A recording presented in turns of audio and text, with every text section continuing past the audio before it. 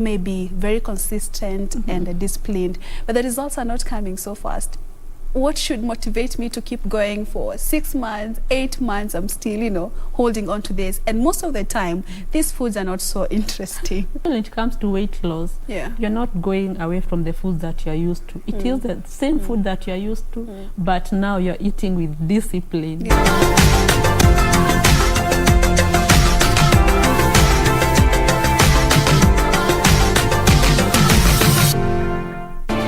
Do you have a news story to share with KBC? Get in touch swiftly on email newsroom@kbc.co.ke, call 0723 892 654 or 0734 780 124.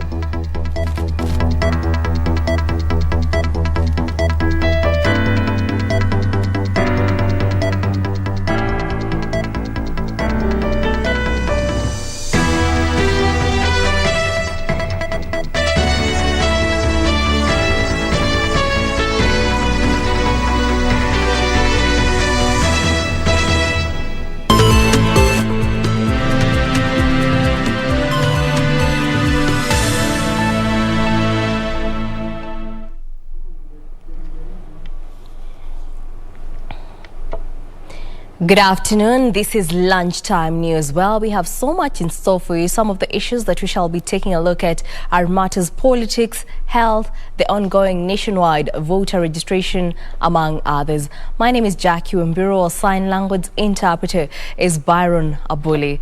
Well, let's take a look at our first story, where with the 30-day nationwide voter registration exercise coming to an end in a week's time, calls to extend the voters' listing period have intensified. A group of political aspirants in Thika say voter apathy and inadequate engagement of the youth may undermine the Independent Electoral and Boundaries Commission ambition to register 6 million new voters in the ongoing enhanced voter registration exercise.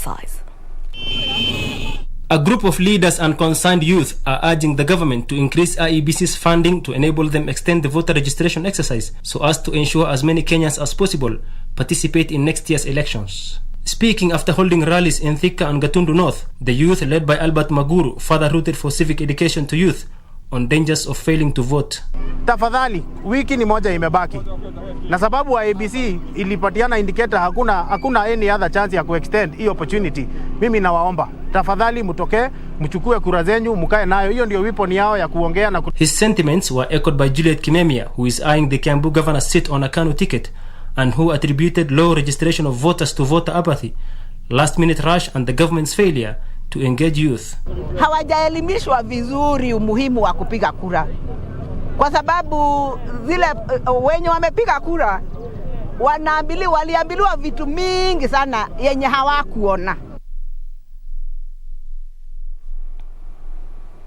And on matters politics, 2022 politics dominated the issuance of title deeds at Msofuni Informal Settlement in Jomvu, Mombasa County, as politicians led by Governor Hassan Joho rallied support for the Orange Democratic Movement leader Raila Odinga's presidential bid. Over 400 title deeds were issued to residents who have been occupying the land as squatters.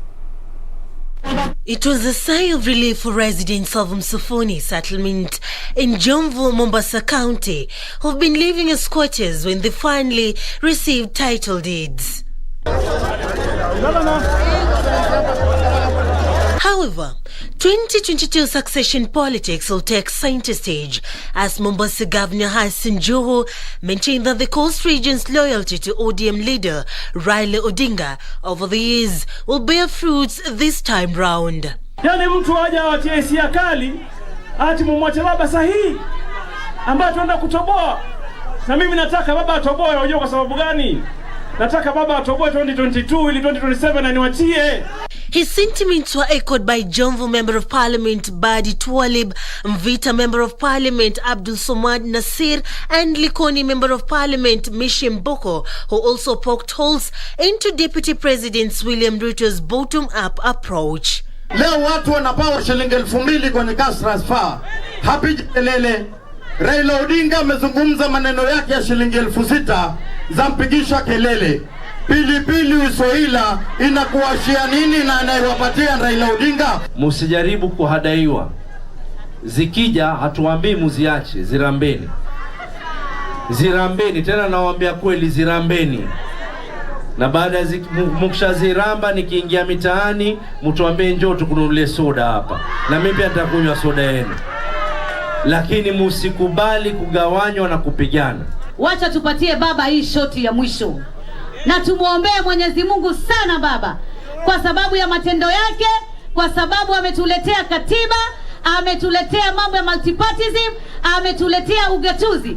Na wale wengine kama kazi yao ni maneno na nyenyenye nyingi, lakini nasema wakileta nyenyenye fimba. Lens PS Charles Singer called on Kenyans to be careful and choose. A president will continue with President Uhuru Kenyatta's legacy, especially fulfilling the Big Four agenda.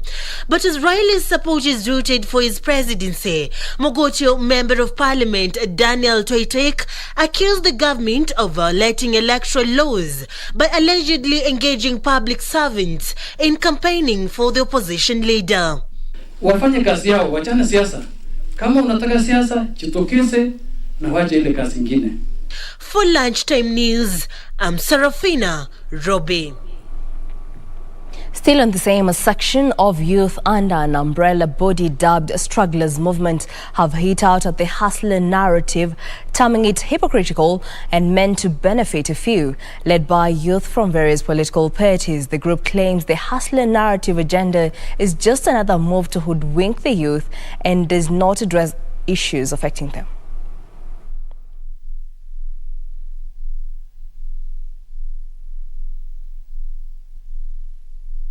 This is a movement for young people.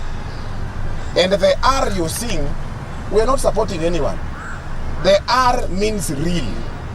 Kama hujaona hiyo real, sisi tunasema struggle ni real. Hatuwezi kulinganisha strugglers movement na wale wenzetu ambao wanaadaa na kudanganya Wakenya kwamba wao wako watu wa chini, ilhali wao ni watu wa juu na tumejua. Corruption inaendelea pande zote, alafu wenda sasa umekama up na economic model. Uongo. Huwezi kuwa umeparticipate kwa land grabbing za mashule hadi ya mtu binafsi, alafu wewe sasa unataka kupanga nchi na title deed na watoto wasome. Uongo. We focus our efforts especially on inclusivity, sustainable development, equity and equality among the majority of Kenyans that for decades have struggled for a better tomorrow in their businesses, employment, and other forms of livelihoods. The Strugglers Movement, therefore, comes at a time when Kenyans are finding their voice, opportunity to claim their place in determining the future of this country, piloting a change of narrative from noise to voice. This will not only be a chance for the people to actively participate in a national dialogue, but also an opportunity to collaborate and partner with like-minded champions of the struggle from all over the country in promoting unity, political engagement before, during and post-general elections. In other news, the county government of Busia has urged residents to go for regular checkups for diseases such as cancer to enable them to get early treatment. Busia Deputy Governor Moses Mulome said early diagnosis of such non-communicable diseases would help in recovery and reduce mortality. Addressing mourners at Machakusi within Teso during the funeral service of the late Millie Nafula Isogoli, who succumbed to cancer, Busia County Deputy Governor Moses Mulome urged the residents to go for regular health tests for early diagnosis of diseases before they progress to dangerous levels. Kutokana na what we call non-communicable diseases. Non-communicable diseases ni pamoja na hypertension, diabetes na cancers. Amesema vile anahitaji sindani asubuhi na jioni. Na hii kitu ni kitu ambayo inaendelea saa hii hapa Busia, Kenya mzima. Tafadhalini wananchi, tujue ya kwamba cancers are now with us. He said it is sad that people are dying of diseases which, if diagnosed early, can be managed and treated. Tulikuwa tumezoea na communicable diseases, zile ambazo kama malaria. Siku hizi kila mtu akipata malaria anajua kichwa inauma, inaweza kuwa malaria. Akipata cough anasema pengine niko na cough. Akipata diarrhea anajua anaweza kuwa na dysentery, anaweza kuwa na typhoid. Lakini hii magonjwa sasa hii imejificha.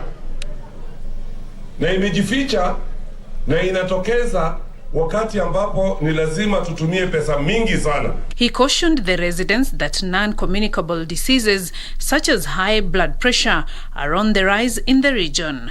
Beatrice Gatonyangetich, Lunchtime News. The Stammerers Society of Kenya is seeking to lobby Parliament to have a bill that seeks to, among others, have the government acknowledge stammering as a disability in the country. Speaking during the official launch of the Stammerers Society of Kenya, the organization's chairperson, Dominic Keter, said the bill would help initiate change in policy to allow a fair opportunity for those with this speaking disability. Dominic Keter is the founder of the Stammerers Association of Kenya, officially launched Friday as the country joined the world in marking the International Stammering Awareness Day. For Dominic, the condition has seen him ridiculed and bullied for years. He will be discriminated, bullied, and even denied some chance in job interviews due to limited time that you've been awarded. Stanley Karaoke from Embu tells me he developed normal speech as a child, and later, after an illness at 3 years of age, he began to stutter. Secondary school was the toughest. I can remember one instance that when I was in Offomdili, I was being bullied by a fellow classmate due to my calculation, and also I was not so social because of the stammering. Just like Dominic, his childhood was not easy. He was bullied and often wondered why he had to suffer constant humiliation for something he couldn't control. Stammerers are not given the priority like the non-stammerers, like time limit, and stammerers somehow they are being discriminated. Today, the two lads have embraced their stutter and are championing the rights of many in the society with the condition. To protect the future generation of people who stammers, and to be inclusive in any opportunities. I would like the government of Kenya to acknowledge us like people with living with disability. Dominic has drafted a bill and he seeks to petition Parliament to push the government to acknowledge stammering as a disability. The bill in its drafting stages also seeks to push for subsidizing of calling charges for starters in the country, introduction of speech therapy in the school curriculum, inclusion of starters in the National Council Board of People with Disability, abolishment and introduction of harsh penalties to people who mimic stammerers. Stammering is a neurological condition that makes it physically hard to speak. Stammering is often hereditary. 75% of most adults who stammer are male. Notable international figures that have suffered the condition include US President Joe Biden, international golfer Tiger Woods, and comedian Steve Harvey. On that note, we take a short break. Don't go too far. We have more news coming up.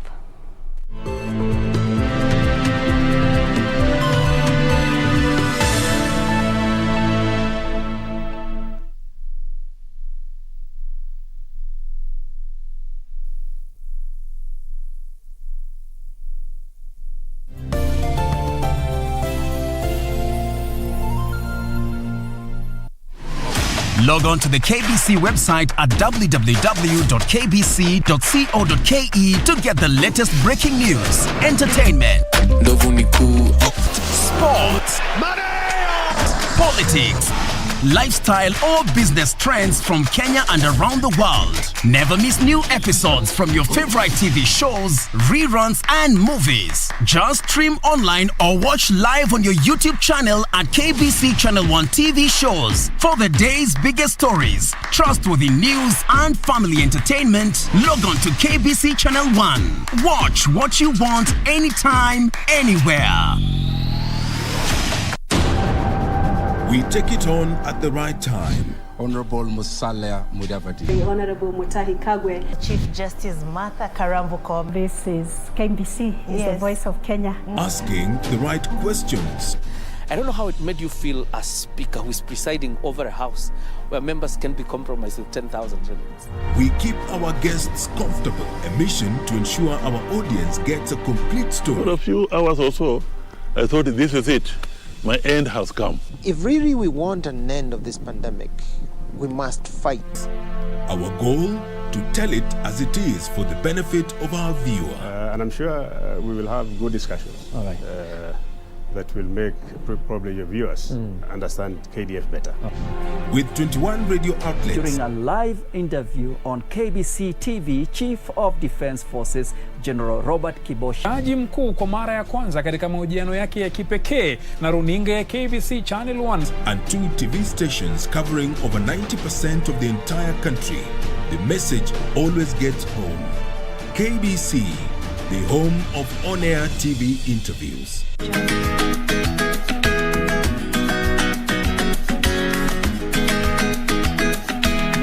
Kama mbaya itakuwa mbaya tu. Mume wangu, punguza pressure basi. Nipe habari, kukoje huko ndani? Bwana Seneta. Huyo Bwana Seneta na gavana maadui wakubwa sana.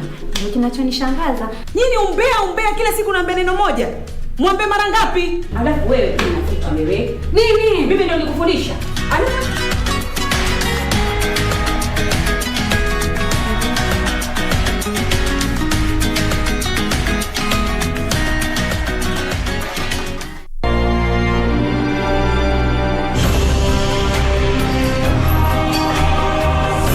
Yours was the face I saw above my cradle. The only mother I've ever known. But my feet are set upon a road that I must follow. I will teach thee. Men shall be ruled by law, not by the will of other men. Slaves are mine. My people go. I know not his God, neither will I let his people go. You have not obeyed the Lord. This night, the Lord our God will deliver us from the bondage of Egypt.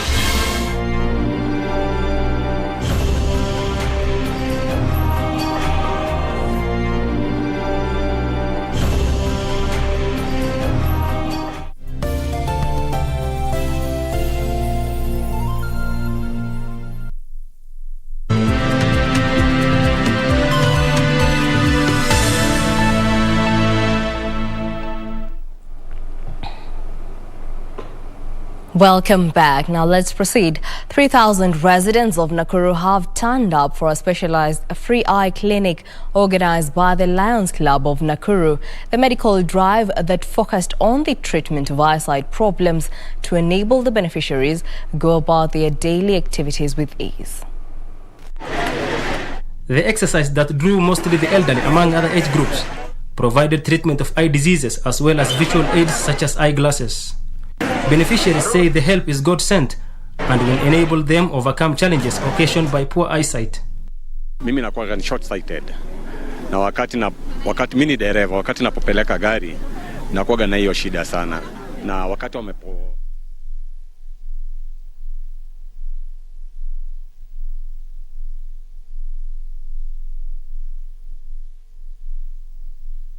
Some of the attendees called upon the government to enhance provision of eye care services. Katika Kenya kuna watu wako na shida ya macho yenye inatakana serikali itilie manani kabisa shida ya macho. Unakuta kuna wamama wazee wenye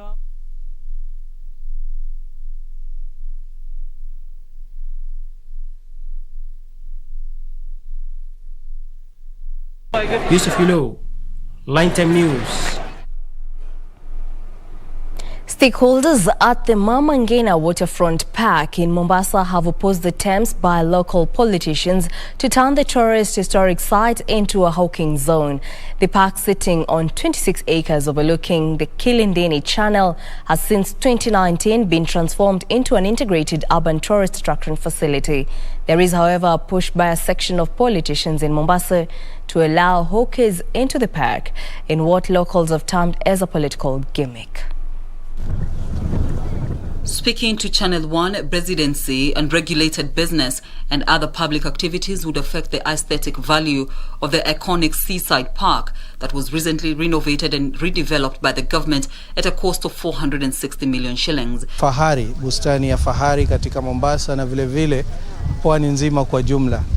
But sio tu Kenya pwani peke yake bali hata Kenya mzima, kwa sababu tunapata wageni ambao kila siku wanaingia na kutoka na kufurahia bustani hii. The Mama Ngina Waterfront Park, formerly the Mama Ngina Drive, a seafront open public space, has been a popular destination for foreign and local tourists over the years.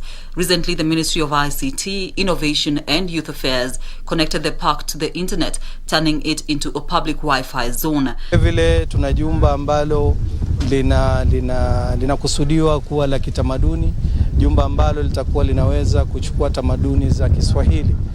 Watu weza kuelewa haswa historia na utamaduni kamili wa Mswahili. National Coordinator of Mama Ngina Waterfront Park, Ali Noor, says the project was designed to support tourism activities and not a business center, noting allowing hawkers would potentially degrade the appeal of the park as a tourist site. Rehema Hamisi says the waterfront is an open space which acts as a recreation spot for locals. Tumefurahi kufika hapa, eneo kama hili kuwa ni sehemu nzuri kuleta watoto, pia tufurahi kulivyotengezwa, kuondolewa kwa mahoka, hakuna tena kusumbuliwa. Ni jambo limetufurahisha. On weekends, the facility gives a platform to food vendors, showcasing different kinds of coastal delicacies, making it a culinary delight that is attracting both local and international visitors who are thronging the venue to sample the delicacies. Caroline Kamar reporting for Lunchtime News. Meanwhile, the family is calling on well-wishers to volunteer information that may help them find their missing son. Jefferson Mwangi Matere went missing on the 14th of October after leaving work and didn't make it home. His family has since then reported the matter to authorities as they desperately try to resolve the mystery around his disappearance. The accountant left his office at the Mission for Essential Drugs organization along the Mombasa Road at 4:48 p.m. according to the CCTV footage, but did not make it home. His wife will then report the matter to the mother, who then followed it up with the office and the nearby police station. We were shown the office CCTV. He logged out within the office at 4:36, walked out and left the gate at 4:48. We could see him walk towards the gate with a colleague. But when he walked out of the gate, he walked alone. And from there on, we don't know what happened to him. We've not been able to trace him. 10 days and desperate searches later, Jefferson is yet to be found. We have followed up with hospitals, police stations, as well as mortuaries. The mother is appealing to anyone who may have information that may lead to finding his son and reuniting with his family to come to their aid. The wife is devastated. She has been in the search with me. Jeff has a small son who is 11 months old, and we are waiting for Jeff to come home. Anybody who might have seen something happen outside the office, or who might be accommodating Jeff, or anybody who is holding Jeff, please release my son back to me. Any information on his whereabouts can be channeled to the Central Police Station on 0721 337 or Kamukunji Police Station on 0721 244 999. Yusufar reporting for Lunchtime News. For 36 years, Givendu Primary School in Mathioya, Murang'a County has never been connected to power. However, the school has finally emerged from the decades-old darkness thanks to the magnanimity of one James Ohome Minor. Let there be light. Githendo Primary School is finally connected to the power grid, and the entire school fraternity is here to witness this momentous occasion. James Wahome Minor is the man who made it all happen. James says he was touched by the struggle learners go through in attempts to acquire knowledge. The big question was, it is during the day and we can't see each other. So there was need for this school to have electricity, and that is why I volunteered to do that for the whole school. Deputy head teacher Wanjiru Kimari says finally her learners can burn the midnight oil literally. Wakati alituwekea nini stima, tunaendelea kusoma vizuri sana na tutakuwa na improvement ya masomo. James says such noble cuts go a long way in helping learners get ahead in life, and everyone should embrace the heart of giving. From darkness to light, the hunt for knowledge for these pupils at Githendo Primary School is now bright as day. Jacqueline Masharia for Lunchtime News.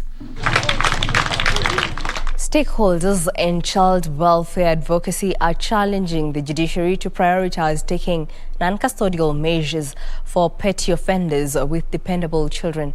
According to Susan Njeri Waititu, who is a counseling psychologist, parental incarceration exposes thousands of children to emotional, physical, educational and financial threats impacting their general growth and development. Well, Safin Achingoma with more details. In Witaithia village, Juja sub-county within Kiambu County, Boniface Mburu is busy juggling between domestic chores and caring for his 1-year-old son. Boniface has had to be accustomed to this new way of life after his wife was arrested by county officials and charged with illegal dumping, and he was unable to raise the 250,000 Kenyan shillings fine which was required to secure her release. Alikuwa ameshika tu karatasi kadogo hivi alikuwa anaenda kudump mahali sisi tuna dump takataka, lakini hakuwa ameona hiyo jina dumping juu kulikuwa usiku. Ilikuwa kitu saa 3, ndio maana akashikwa na kanjo akawekwa kwa gari na akiwa na mtoto mdogo. Mimi nikafika pale station nikaambiwa nichukue mtoto. Sasa ndio akaenda kotini akapigwa fine ya 1250 na nimejaribu sana kuhasa hizo pesa sizioni. Boniface, who works as a mechanic, has not been able to go to work since he has no one else to take care of their son. Saa zingine hata sometimes mtoto akilia asubuhi na shindagwa na mwachia nani, na inabidi tu tukae na yeye na inabidi tushinde tu kwa nyumba, saa zingine tunakosa chakula. Their son was born with complication on both legs and requires regular medical checkups and treatment, but that too has had to be put on hold considering his financial woes. Pia ningeomba kwa unyenyekevu mtu mwenye anaweza nisaidia juu mtoto wangu ako na shida ya miguu ya APDK, juu nilishindwa hata kumpeleka hosi. Alikuwa apelekwa hata hosi last week, nilishindwa juu ya kosa fedha. The 2021 economic survey published by the Kenya National Bureau of Statistics indicates that in 2020, a total of 86,119 people were committed to prison in Kenya. 78,231 of them were men and 7,888 were women. And while Persons Deprived of Liberty Act of 2014 allows mothers in prison to have their children accompany them until they attain the age of 4 years, the deplorable state in many correctional facilities exposes such children to a myriad of challenges, and as such, many parents prefer to leave their children at home. Estimates of the number of prisoners with dependable children still vary, but experts say that such forcible separation of a child from its parents negatively impacts the child's rights and well-being. Some parents are locked in and the children are left at home, giving them a lot of suffering. And those children, mind you, some of them are in their formative years, which goes a long way to affect them in their later stages in life. Susan Njeri Waititu, a counseling psychologist, is challenging the judiciary to consider taking non-custodial measures for petty offenders to protect the interests of children in the affected families. And I would really pledge with our courts to give the non-custodial sentences, whereby we have a lot of work that the these parents can do outside the courts. They can do maybe the manual jobs outside that would be accorded instead of being locked inside, for the sake of those children, for them to have good mental health as they're growing up. She says that players in the criminal justice system must, on a need basis, understand the unique dynamics of the family in question and try to ensure a safety net for the child or children of incarcerated parents. For Lunchtime News, I'm Safin Acheng Ouma. Now in the sports arena, the CAF Confederation Cup, a tie pitting FKF Cup champions Gor Mahia and Sudan's Al Ahly, has been cancelled. The Confederation of African Football CAF made the decision after the Sudanese club failed to travel to Kenya for the second preliminary round return leg clash that was later to be played this afternoon at the Nyayo National Stadium. Gor Mahia had taken a 3-1 lead from the first leg played in Suarez, Egypt last week, and needed any kind of draw at home to progress to the second round. Kogalo will now face one of the 16 teams which will be eliminated in the CAF Champions League first round in a draw set to be held next week by CAF.